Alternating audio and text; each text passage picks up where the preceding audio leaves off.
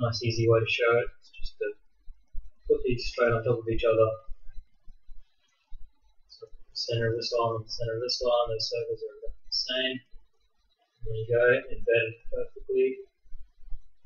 And then move this one, embedded perfectly. So the infinite point of halving inside the finite point of phi, the infinite point of thirds inside the finite point of halving,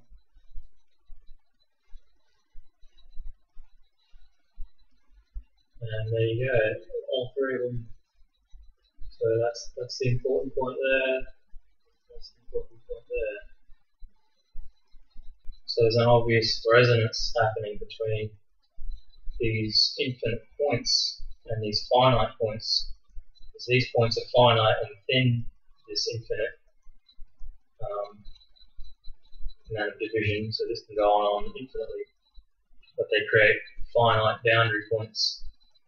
So the infinite point of thirds correlates with the first finite iteration of halving, and the infinite point of halving correlates with the second iteration of the phi ratio. I mean exactly, exact. This line is exactly on that point, these two lines. So, let's see here. So yeah, that's where I got these lengths. And then I found that, okay, so I've shown that this length C phi divided by this length here, halving, gives me this ratio here. And I found that if I took a third from this, so if I just reduce this new ratio by 0.333333 third, so I put here C divided by B minus A, but really I mean minus a third, 0.333 pairing, equals 1.043048.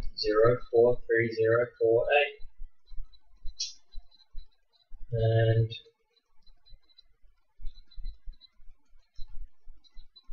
here's the embedded hexagons ratio I showed before, is 0.0418.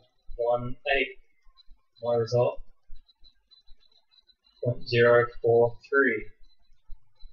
Extremely close, and cyan colored circle here and the white circle here shows you how close that is to being exactly the same as the hexagonal ratio, and the hexagonal ratios were extremely close to the initial ratio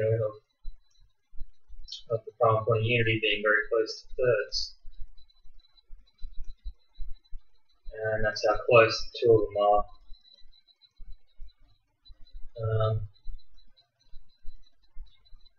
So yeah, I hope you can see what I'm trying to show here. So there's three main sort of things here, is that this prime point of unity is extremely close to being a third of the diameter, 0.04, and in turn these embedded hexagon ratio is almost exactly the same discrepancy, and the discrepancy itself is almost exactly the same as when I divide my phi by my halving and then subtract a third from it. And there it is, practically exactly the same amount of difference from one these ratios. So there's that, there's these correlations, so the infinite asymptotic points lining up with the finite boundaries. So there's obvious resonance between these, but not only between these ratios, but also our Rodin Dial. So there's the initial ratio between C and B, very closely inscribing the hexagon, and then when you take a third from it, very, very closely representing the same differential from thirds or hexagonal embedded ratios to the primal point of the image. So I hope somebody can make sense of this, and I thought just posting an image or two of this would be not as clear.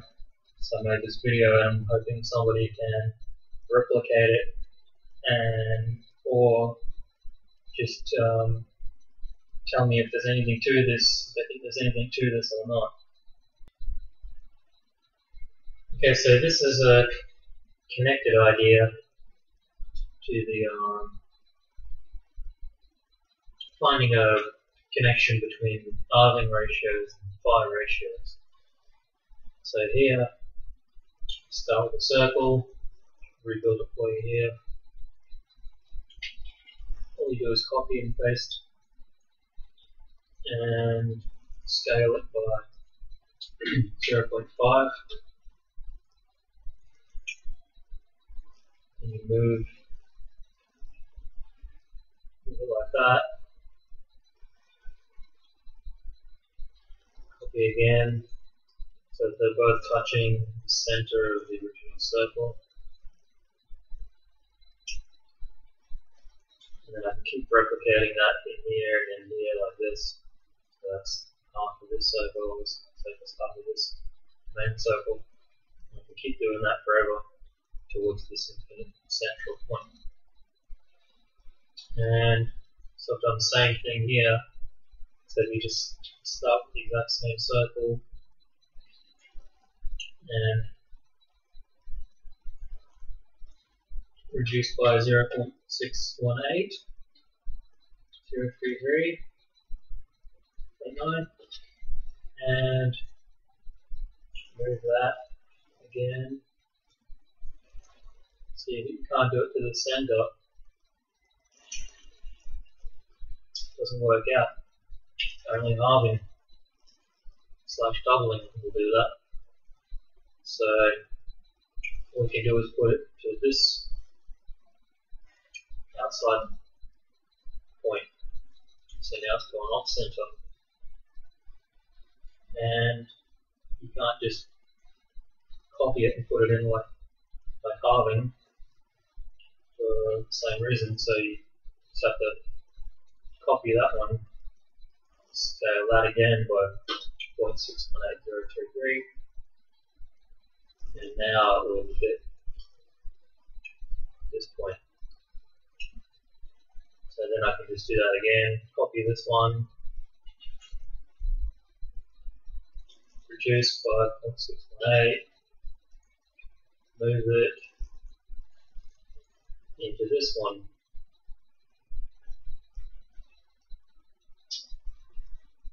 Like that. And just keep doing that, copy that again, reduce that one, put it in here. So that's what this is, except I put it upside down. So that's embedded by ratios, giving a specific point that's off center. Halving is exactly on center. Now, if I put a pentagram, pentagram inside of it, facing upwards, here you can see these also the points of the pentagram are exactly on the circle here. Has to be expected. Usually when you work with phi, you get resonance all over the place. So no, that's really unexpected. And now if I put same sort of thing, pentagram inside this circle, a smaller one, this one, with the points touching, yeah, X here. See the crossover points again. that circle, crossover points again on this circle. Again, nothing too amazing about that. The spy always embed spy. And I could probably switch orientations around, group it up and everything, and get correspondences all over the place. But so then again, I can do it again. I can embed another smaller pentagram in here again, pointing up towards the center, and again here, pointing downwards into the center. And each level of circle, I'll put a pentagram inscribed. The interesting part comes when I'm looking at the only two points besides the center that I'll come out of at least this iteration of halving. For these points, so center of this circle, so which is quarter, so there'll be 1, 2, 3, 4 parts. So this point, draw a line through them. Now I've got all of those different pentagrams over the top of each other here, so all those blue ones, cyan ones, and the big triangle, the bigger yellow pentagram on top of that. And then we look for resonance, and here we are, exactly lining up at this point on the cyan pentagram point, which is exactly on these points, the smaller one, and this one hitting the exact crossover point with the big pentagram and this smaller pentagon. Another correspondence here with the crossover of the big yellow pentagram and this smaller cyan pentagram, exactly on, exact. And obviously here it's just a mirror image. So there's direct correspondence with these points coming out of halving, which is also doubling, reciprocal, and certain points when these bi-ratio iterations are divided up using pentagons and pentagrams. I'm sure there's a lot more ratios to be found in here, and there's a lot more I could show you that get very, very close to other points, but not exact, whereas these ones are exact. That circle isn't exact, but the points are exactly on.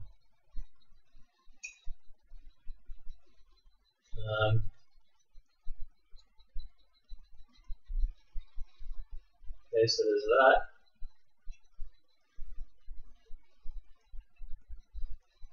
And then there's this. This is the same thing I was showing before with the angles from the baseline. This is halving. This is a pi ratio. These halving, pi ratio, a specific asymptotic point, and these other divisions of that infinite space in the middle of that cone give me new points that I can take off and relate back to these points. But if I've only got these circles, I've only got these points where the circles touch each other. However, if I divide the space up with pentagons and pentagrams again, as shown before, and hexagons for these, I can find new lines of resonance. So this is at the very center of that first halving iteration. And you can see going through here, lines up perfectly with, if you put a circle inside this pentagon, the lines where the circle that's inside the pentagon and the pentagram coincide, and they coincide exactly on this line coming over from the halving side here. You can see that's exactly on. Now, the top of that first iteration of halving, this point, comes over again, same thing. It's the connecting crossover point of this embedded circle and pentagram. And then the very top point of the second iteration of halving, pull that across, and it exactly lines up with this line of the pentagram. Exactly on. And then of course, as shown before, the asymptotic infinite point of halving, perfectly lining up with this point, which is the top of the second iteration of phi ratio. So here we see a whole lot, and I'm sure there's a lot more that could be shown of the correspondences between halving, which is also doubling, and phi ratio. Halving and doubling are reciprocals, and phi ratio is a reciprocal unto itself. It's pretty strange, really. Phi times phi is the same as phi plus 1, 2.618, which is weird. But both of these ratios are extremely important, and they both sort of perfectly inscribe space like this. You can't do this with every ratio, where it just keeps fitting in, and you can just keep finding resonance within structure.